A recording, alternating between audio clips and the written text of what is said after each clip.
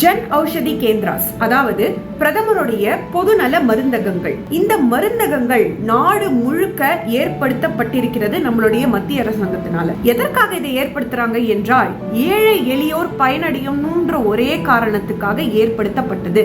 எப்படின்னு நீங்க கேட்கலாம். சே ஃபார் எக்ஸாம்பிள், எடுத்துக்காட்டா பார்ப்போம். நீங்க உங்க வீட்டு பக்கத்துல இருக்கிற மெடிக்கல் ஷாப்க்கு போறீங்க. அங்க அவங்க ஒரு மருந்து, ஒரு பிராண்டோட சேர்ந்து, ஒரு கம்பெனி பேரோட சேர்ந்து உங்களுக்கு ஒரு மருந்து கொடுக்குறாங்கன்னு வச்சுக்கோங்களேன். அந்த மருந்து 100 ரூபாய் அப்படின்றாங்கன்னா, நம்மளுடைய பிரதமருடைய இந்த பொதுநல மருந்தகங்களுக்கு போய் நீங்க அதே மருந்து, ஆனா பிராண்ட் இருக்காது உங்களுக்கு, அவ்வளவுதான். பிராண்ட் இல்லாத இந்த மருந்து, அதே மருந்து தான், அதே வேலையை பார்க்கும். எந்த நோயா இருந்தாலும் உங்களுக்கு டாக்டர் கொடுத்த வியாதியை தீர்க்கும். ஆனா அதே மருந்து நீங்க வெளியில போய் 100 ரூபாய் கொடுத்து வாங்கக்கூடிய மருந்து ஜன் ஔஷதி கேந்திராஸ், பிரதமருடைய பொதுநல மருந்தகங்கள்ல வாங்குனீங்கன்னா அது 50 ரூபாய்க்கும் கிடைக்கும், இல்ல 10 ரூபாய்க்கும் கிடைக்கும், 20 ரூபாய்க்கு கிடைக்கும். அதாவது 50% 90% வரைக்கும் டிஸ்கவுண்ட் பண்ணி உங்களுக்கு சப்சிடைஸ்டு காஸ்ட், ரொம்ப மலிவான விலையில உங்களுக்கு கொடுக்கறாங்க இந்த மருந்தகங்கள்ல. 100 ரூபாய் வாங்கக்கூடிய மருந்து எங்க இருக்கு? நம்மளுடைய மோடிஜி கடையில மருந்தகங்கள்ல வாங்கக்கூடிய மருந்து வெறும் 10 ரூபாய்க்குனா எவ்வளவு பெரிய டிஃபரன்ஸ் பாருங்க.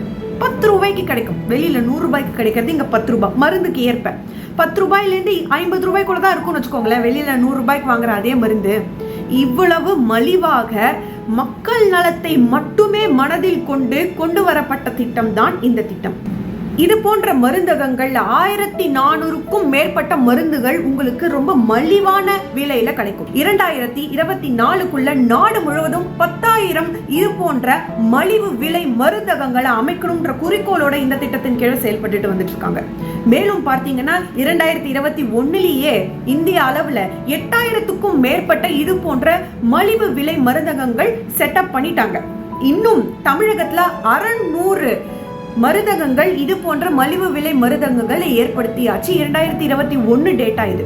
ஒரு ஆச்சரியமான தகவல் சொல்றேனே, இது போன்ற மருந்தகங்கள் மூலமாக இந்தியா அளவுல 2021 வரைக்கும் நடந்த சேல்ஸ் அப்படின்னு பாத்தீங்கன்னா 500 கோடிக்கும் மேல.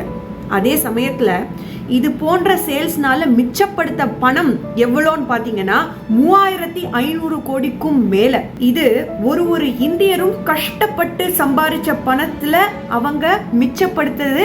எதனால என்றால், இது போன்ற மலிவு விலை மருந்தகங்கள் சென்று வாங்கின ஒரே காரணத்தினால.